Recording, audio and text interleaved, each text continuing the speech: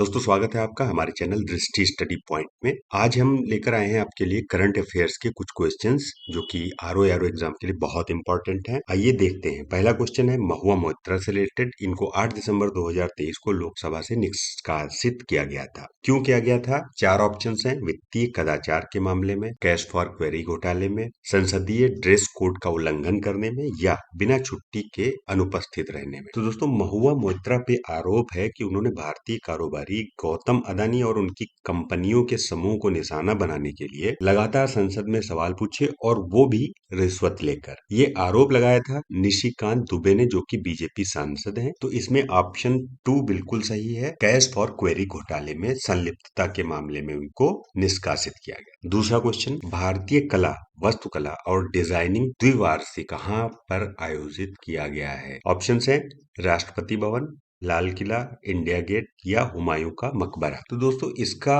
उद्घाटन जो है प्रधानमंत्री नरेंद्र मोदी ने किया था और ये लाल किले में आयोजित हुआ।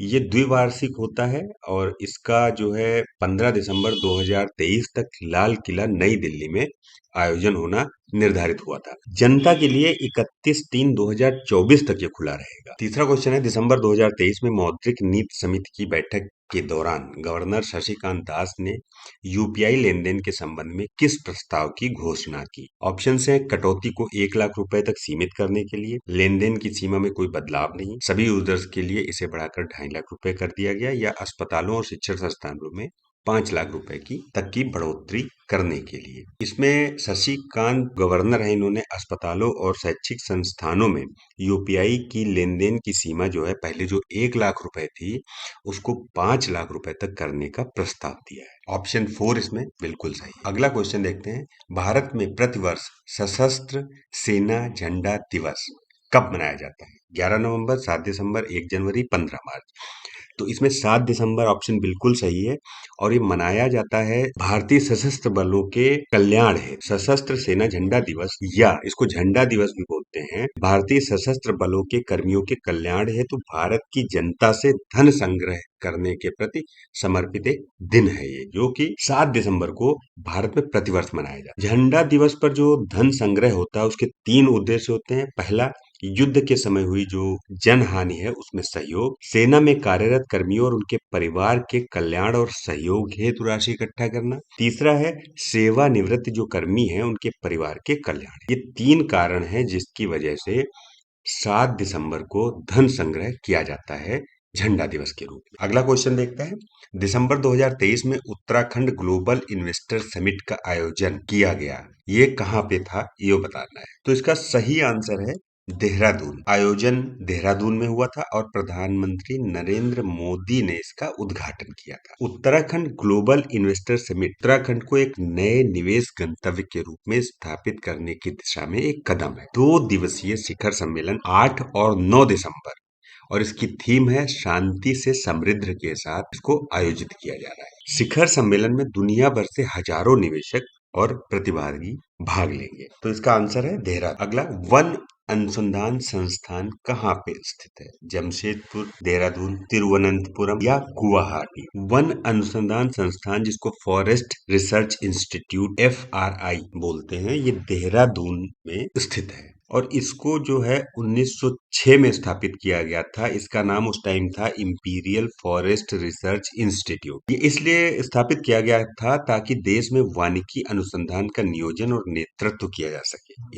इसका इतिहास जो है न केवल भारत में है बल्कि पूरे भारतीय उपमहाद्वीप में वैज्ञानिक वानिकी के उन्नति और विकास का पर्याय माना जाता है। तो इसका आंसर है देहरादून, उत्तराखंड। ये बिल्कुल सही आंसर है। अगला क्वेश्चन देखते हैं, दिसंबर 2023 में गुजरात की किस सांस्कृतिक वस्तु को मानवता की अमूर्त संस्कृत विरासत की यूनेस्को सूची में शामिल किया गया है? UNESCO list of intangible cultural heritage of humanity, ICH बोलते हैं इसको। अगर इसकी डिटेल हम देखते हैं तो ये पहली बात तो ये संयुक्त राष्ट्र शैक्षिक, वैज्ञानिक और सांस्कृतिक संगठन की जो अमूर्त सांस्कृतिक विरासत है ये बोत्सवाना में चल रहा है। गुजरात सरकार द्वारा राज्य के सभी जिलों में इसकी लाइव स्क्रीनिंग की व्यवस्था की गई है और गरबा जो है इस सूची में शामिल करने का फैसला लिया गया था और ये 6 दिसंबर 2023 को यूनेस्को के बोत्सवाना सम्मेलन में इसका जो है निश्चय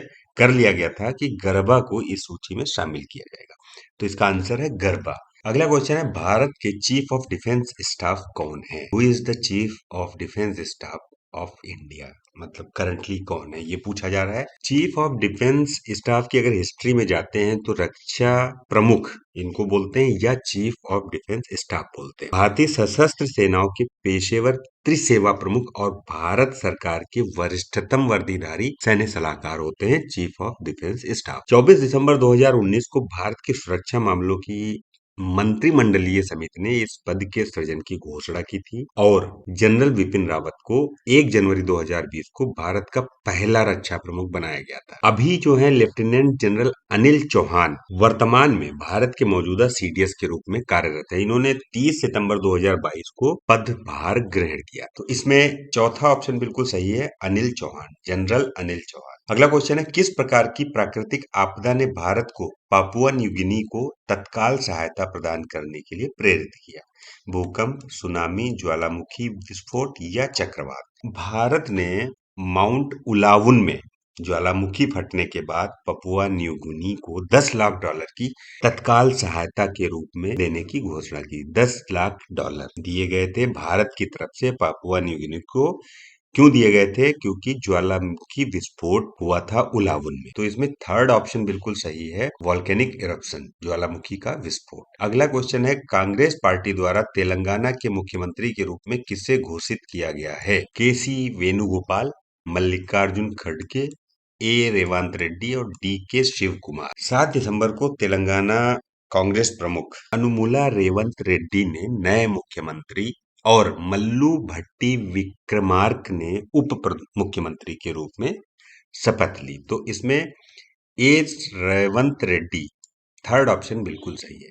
दिसंबर 2023 में भीषण चक्रवाती तूफान मिचेंग ने किस राज्य के तट को पार किया? चक्रवाती तूफान मिचेंग ने तमिलनाडु और आंध्र प्रदेश के कुछ हिस्सों में भारी तबाही मचाई है और इसने आंध्र प्रदेश के जो है राज्य के तट को पार किया। अगला क्वेश्चन है भारतीय नौसेना दिवस प्रतिवर्ष कब मनाया जाता है? 1 दिसंबर, 4 दिसंबर, 15 नवंबर, 26 जनवरी। भारत पाक युद्ध के दौरान भारतीय नौसेना के प्रयासों और उपलब्धियों को मान्य। तो इसमें सेकेंड ऑप्शन बिल्कुल सही है, 4 दिसंबर। अगला क्वेश्चन है विश्व का पहला पोर्टेबल हॉस्पिटल आरोग्य मैत्री एंड क्यूब का अनावरण 2 दिसंबर 2023 को किस शहर में किया गया? मुंबई, गुरुग्राम, नई दिल्ली या बेंगलुरु? दुनिया का पहला पोर्टेबल हॉस्पिटल आरोग्य मैत्री एंड क्यूब का अनावरण गुरुग्राम में किया गया। ये दुनिया का पहला पोर्टेबल हॉस्पिटल है और प्रोजेक्ट भीम जो है सहयोग हित और मैत्री के लिए स्वस्थ भारत पहल, इसके तहत जो है स्वदेशी रूप से इसको डिजाइन किया गया है। मॉड्यूलर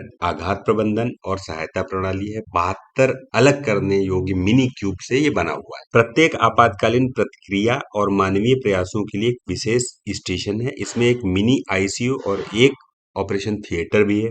खाना पकाने का स्टेशन, भोजन, पानी, एक बिजली जनरेटर, रक्त परीक्षण उपकरण, एक्सरे मशीन और बहुत कुछ जैसे चिकित्सा उपकरण और आपूर्ति शामिल है। तो ये ऑप्शन 2 जो है इसमें बिल्कुल सही है, गुरुग्राम। गुरुग्राम में जो है इसका अनावरण 2 दिसंबर 2023 को किया गया। जम्मू और कश्मीर पुनर्गठन संशोधन विधेयक 2023 के अनुसार उपराज्यपाल द्वारा विधानसभा के लिए किसे नामित किया जा सकता है? दीर्घकालिक राजनीतिक अनुभव वाले निवासी को, कश्मीरी प्रवासी समुदाय से अधिकतम 2 सदस्य, जम्मू कश्मीर में रहने वाला कोई भी भारतीय नागरिक या केवल मान्यता प्राप्त राजनीतिक दलों के सदस्य। इसमें संसद ने क्या किया? जम्मू और कश्मीर आरक्षण संशोधन विधेयक 2023 और जम्मू और कश्मीर पुनर्गठन संशोधन विधेयक 2023 पारित किया। विधेयक में अनुसूचित जाति के लिए 7 सीटें, अनुसूचित जनजाति के लिए 9 सीटें और कश्मीरी प्रवासी समुदाय से 2 सदस्यों को नामांकन की अनुमति। तो इसमें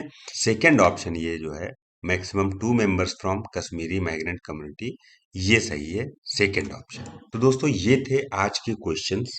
कल फिर मिलेंगे 11 बजे नए क्वेश्चंस के साथ। तब तक हमारा टेलीग्राम चैनल ज्वाइन कर लें। अगर आपको वीडियो अच्छा लगा है तो इसे लाइक करें और हमें सब्सक्राइब जरूर कर लें जिससे कि अगले वीडियो का नोटिफिकेशन आपके पास आ सके।